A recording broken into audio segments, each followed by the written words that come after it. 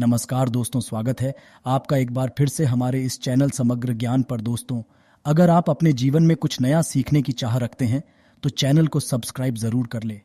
दोस्तों, सबसे पहले अपनी पूरी सच्ची श्रद्धा के साथ कमेंट में जय माता लक्ष्मी अवश्य लिख दें, जिससे माता लक्ष्मी की कृपा आप पर सदैव बनी रहे। आप सभी का बहुत बहुत स्वागत है। फिर से एक बार हमारे इस यूट्यूब चैनल पर आज फिर से आपके लिए लेकर आए हैं एक बहुत ही ज्ञानवर्धक वीडियो, जिसमें हम आपको बताएंगे कि स्त्री का कौन सा वह पवित्र अंग है जिसके मुहूर्त सही समय पर सही विधि द्वारा छूने मात्र से मानव धनवान बनता है।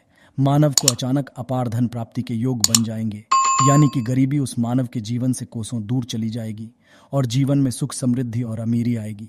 वीडियो शुरू करने से पहले ही लक्ष्मी माँ जो भी आपके इस चैनल को सब्सक्राइब करें और वीडियो को लाइक करें, उसके घर में कभी भी धन लक्ष्मी की कमी ना हो और उसका घर सदैव हंसता मुस्कुराता और कुशल मंगल रहे। चलिए शुरू करते हैं। प्रिय दर्शक बंधुओं, एक घने जंगल में महान साधु रहते थे। उनके पास तमाम लोग, उनके बहुत सारे शिष्य उनके पास जीवन के बारे में कुछ नई और महत्वपूर्ण बात सीखने आते थे, क्योंकि उन साधु बाबा को वरदान था कि वह किसी भी गरीब को अमीर बना देते थे। मतलब रंक को भी राजा बनाने की शक्ति उनके अंदर थी। एक दिन की बात है, उनके पास एक गरीब और निर्धन मानव अपने जीवन में अमीरी की चाह हुए। इस बात को जानने के लिए साधु बाबा के पास गया कि वह किस तरह से एक बहुत बड़ा धनवान और महान मानव बन सकता है। साधु बाबा ने उसकी पूरी बात सुनी और उन्होंने कहा कि बेटा, मैं तुमको एक रामू नाम की किसान की कहानी बताने जा रहा हूँ, जिससे तुम ये अच्छी तरह से जान सकोगे कि तुम किस तरह से अमीरी और सुख शांति अपने जीवन में ला सकोगे। उन्होंने कहानी सुनाना प्रारंभ किया। उन्होंने कहा, एक गांव एक किसान रहता था जिसका नाम रामू था। उसके घर के बाहर ही उसका एक छोटा सा खेत था। उसका पूरा परिवार उसके साथ खेत में काम करने में मदद किया करता था। रामू के बच्चे सब्जियों को पानी भी दे दिया करते थे। इस बार रामू के खेत की फसल बहुत अच्छी थी। वह अपनी पत्नी से कहता है कि इस बार हमारी फसल बहुत अच्छी है और अगर सब कुछ सही रहा, इस बार फसल बेचकर अपना पक्का घर भी बनवा लेंगे। कहने के बाद वह अपनी पत्नी सरला से कहता है कि मैं बाजार जा रहा हूँ, कुछ सब्जियां और धन को बेचने के लिए तुम खेत में कीटनाशक दवाइयां छिड़क देना। इतना कहने के बाद वह बाजार चला जाता है और इधर उसकी पत्नी और बच्चे खेत का सारा काम खत्म कर देते हैं। जब रामू बाजार से वापस आता है तो वह बहुत खुश होता है और अपनी पत्नी से कहता है कि हमारी सब्जियां उच्च गुणवत्ता वाली है। हमें इस बार बाजार में, बहुत अच्छे बाजार में जल्दी से सब्जियां तोड़कर बेचनी होंगी। ये सुनकर उसकी पत्नी ने कहा, ठीक है, हम कल ही सारी सब्जियां तोड़कर बाजार में बेचने के लिए तैयार कर देंगे। इतना कहने के बाद वह अपने परिवार के साथ खुशी खुशी सो जाते हैं। परंतु रात में अचानक बारिश होने लगती है। बारिश होने की वजह से रामू बहुत दुखी होता है और वह अपनी पत्नी को उठाता है और कहता है, सरला, ये देखो कितनी तेज बारिश रही है। सरला भी बहुत दुखी हो जाती है और वह कहती है, हे भगवान, हमारी फसल का क्या होगा। दोनों पति पत्नी भगवान से बारिश बंद होने के लिए प्रार्थना करने लगी, परंतु बारिश रुकने का नाम ही नहीं ले रही थी। यहाँ तक कि कुछ देर बाद ओले भी पड़ने लगे। पूरे खेत में बारिश का पानी भर गया। इससे वह दोनों बहुत परेशान थे।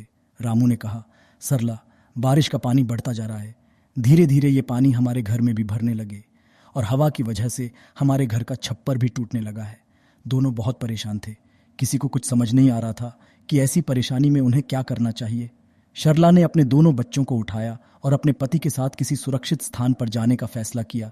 जब वह अपने घर से निकले तो देखा, पहले ही बारिश के पानी की वजह से कई घर टूट चुके थे। पूरे गांव में पानी भर चुका था और गांव के अन्य लोग भी अपना सर पर रखकर गांव से निकल रहे थे। पूरा गांव दुखी था। सभी एक दूसरे की मदद कर रहे थे। सभी गांव वाले गांव के बाहर के पुल के ऊपर आकर रुक गए। कुछ समय बाद बारिश रुक गई और अगले दिन सुबह सरकारी लोग गांव में फंसे लोगों के लिए खाना लेकर आए। गांव वाले खाने को देखकर कर्मचारियों की ओर दौड़ने लगे। रामू को भी खाने के कुछ पैकेट मिल गए थे। रामू ने वह खाने के पैकेट अपने बच्चों को खिला दिए और दोनों पति पत्नी के रहे। कुछ समय बाद बारिश रुक गई और अगले दिन सुबह सरकारी लोग गांव में फंसे लोगों के लिए खाना लेकर आए। गांव वाले खाने को देकर कर्मचारियों की ओर दौड़े। रामू भी खाने के कुछ पैकेट मिल गए थे। रामू ने वह खाने के पैकेट अपने बच्चों को खिला दिए और दोनों पति पत्नी भूखे रहे। अब गांव वालों को कुछ राहत सी महसूस होने लगी। अब उन्हें पूरी उम्मीद थी कि वह अब अपने गांव के लिए लौट जाएंगे। परंतु तभी थोड़ी ही बाद फिर से बारिश होना शुरू हो गई। इस बार बारिश बहुत देर से लगातार पड़ रही थी। पानी बढ़ता जा रहा था, जिसकी वजह से गांव में राहतकर्ता भी खाना लेकर नहीं आए थे। इस बार रामू ने कहा कि इस बार हमारे गांव में सरकारी गाड़ियां खाना लेकर नहीं आएंगी। मैं खाना लेने के लिए गांव से बाहर जाता हूं। कुछ देर बाद रामू खाना लेकर सरला और बच्चों के पास पहुंचा, परंतु रामू के शरीर पर बहुत चोट के निशान बने हुए थे। उन्हें देखकर सरला घबराते हुए बोली, ये सब कैसे हुआ? इस पर रामू ने कहा कि पास वाले गांव में सरकार मुफ्त में खाना बांट रही थी, जिसकी वजह से वहां पर बहुत भीड़ थी। मुझे खाना लेते हुए भीड़ में ये चोट लग गई है। इतना सुनकर सरला रोने लगी और कहने लगी, जो हाथ अनाज उगाते थे आज वह खुद अनाज के लिए परेशान है। ये कैसी स्थिति आ चुकी है? रामू ने सरला को समझाया और कहा, तुम घबराओ मत, सब कुछ जल्दी ही ठीक हो जाएगा। इसके बाद रामू ने अपने बच्चों को खाना दिया, परंतु बच्चों ने कहा, आप भी इसमें से हमारे साथ खाना खाइए, क्योंकि आप दोनों ने कल से कुछ भी नहीं खाया है। बच्चों ने सरला और रामू के साथ खाना खाया। ये देखकर सभी को बहुत अच्छा लगा। सभी का हंसता खेलता परिवार पूरी तरह से परेशान था। इसके बाद धीरे धीरे बारिश कम होने लगी और सभी गांव वाले अपने अपने घर लौटने लगे। रामू अपने परिवार के साथ घर पहुंचा तो देखा रामू का पूरा घर टूट चुका था। इस पर सरला बहुत ज्यादा दुखी थी। रामू ने कहा, हम घर फिर से बना लेंगे। सरला ने कहा, और खाने के लिए कहां से लाएंगी? बच्चों ने कहा कि अभी भी कुछ सब्जियां खेत में बची हुई है, हम उनको तोड़कर ले जाते हैं। बच्चे सब्जियां तोड़ने में लग जाते हैं। रामू और सरला अपने घर को फिर से बनाने में लग जाते हैं। तभी उनमें से एक मानव पने घर की ओर आता हुआ दिखाई देता है। वह बोलता है कि मैं सरकार की तरफ से आया हूं। मुझे ये देखना है कि आपका इस बारिश की आपदा में कितना नुकसान हुआ है, क्योंकि सरकार आपको आपके नुकसान का पूरा मुआवजा देगी और आपको एक पक्का घर भी बनाकर देगी। ऐसा सुनने के बाद सरला को बहुत अच्छा लगा। रामू और सरला ने अपने बारे में सारी इन्फॉर्मेशन उस सरकारी मानव को दे दी। वह सारी जानकारी लेने के वहां से चला गया, परंतु एक बार फिर से रामू को ये नहीं पता था कि उसके साथ ये क्या होने जा रहा है। वह जो सरकारी मानव सरकारी बनकर आए थे, असल में वह लोग तो ठगी करने वाले थे। लोगों की असली जानकारी को लेकर उनके साथ ठगी कर लेते थे। और ऐसे ही रामू को भी इसके बारे में कुछ भी नहीं पता था कि क्या उसके संपत्ति और घर के साथ क्या होने वाला है। उसके परिवार के जीवन में फिर से एक बार बहुत बड़ा तूफान आ गया। उन ठगों ने रामू की पूरी जमीन जायदाद धोखे से ठगी करके लेकर चले गए। अब रामू को उसके ही घर से धक्के मारकर निकाल दिया गया। अब वह अपनी पत्नी सरला और अपने बच्चों के साथ उसी पुल के नीचे गया जहां पर बारिश के समय वह ठहरा हुआ था। पास के गांव में ही एक अमीर जमींदार रहता था। उसे अपने पैसों पर बड़ा घमंड था। जितने अधिक पैसे उसके पास थे उतना ही वह कंजूस भी था। अपने खेतों में काम करने वाले से वह खूब काम करवाता, मगर पगार कौड़ी भर भी देता ना था। मजबूर गरीब किसान मन मारकर उसके खेत में काम करते थे। रामू ने सोचा शायद उस जमींदार से कुछ मदद हो सकी। बेचारा चारों तरफ से ठहरा हारा। रामू उस जमींदार के पास पहुंचा। उसने जमींदार से अपनी सारी कहानी बताते हुए कुछ मदद की, गुहार लगाई। जमींदार ने कुछ सोचा और उनसे उस रामू को थोड़ी सी जमीन काम करने के लिए दे दी। परंतु जमींदार ने रामू से कहा, तुम्हें इस जमीन की कीमत 1 साल के अंदर ही चुकानी पड़ेगी, वरना तुम्हारे साथ कुछ भी बुरा हो सकता है। अब बेचारा रामू करता भी क्या? उसने जमींदार से कहा, ठीक है, जैसा आप चाहे, मैं आपसे वादा करता हूं कि मैं 1 साल के अंदर ही आपका सारा कर्ज चुका दूंगा। अब रामू उसी खेतीबाड़ी में कर वह अपना और अपने परिवार का गुजारा चलाता था। रामू बड़ा मेहनती था।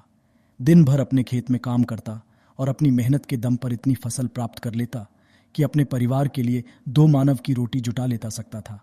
अब उसने कड़ी मेहनत करके जमींदार से किए हुए वादे पर उसने 4 महीने में ही जमीन की सारी कीमत जमींदार को वापस कर दी। गांव के बाकी किसानों के पास रामू के मुकाबले अधिक जमीनें थीं।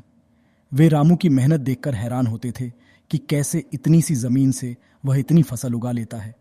1 साल गांव में भयंकर सूखा पड़ा बिना बारिश के खेत खलिहान सूखने लगे।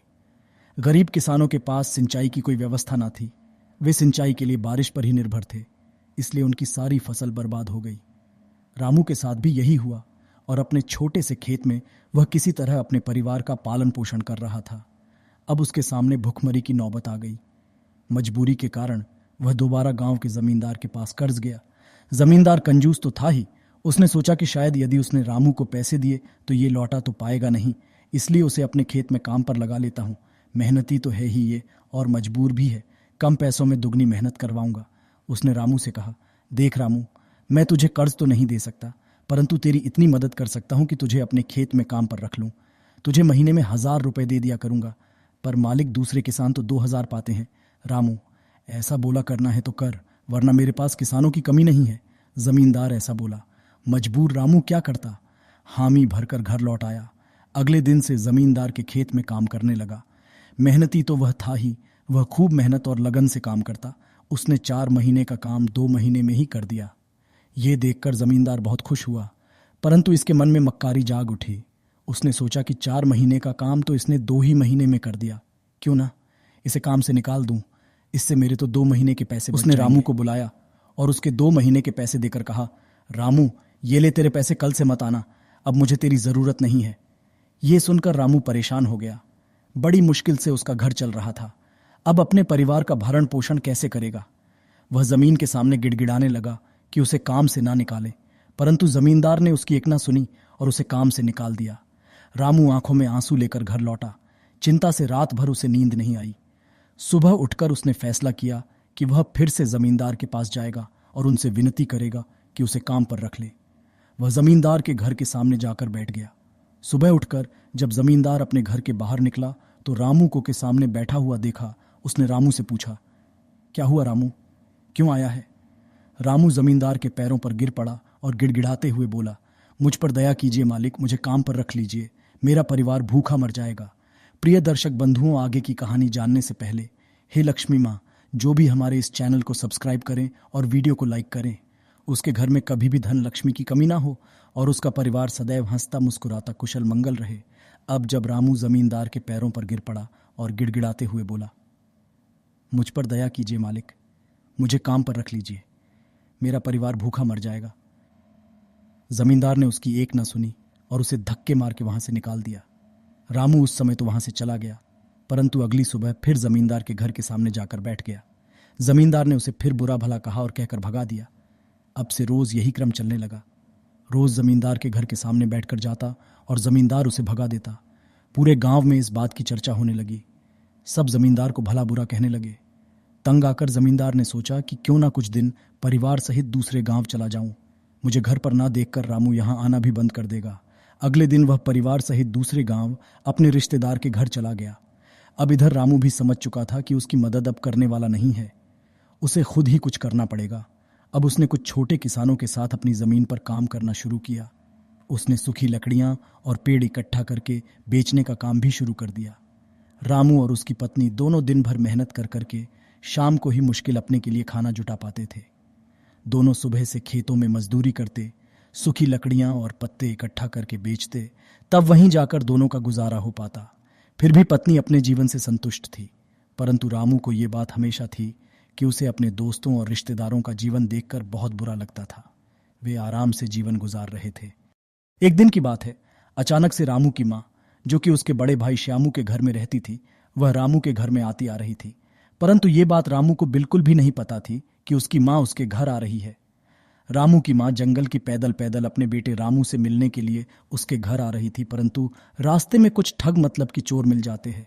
उसके कारण रामू की माँ एक पेड़ के पीछे जाकर गई। अब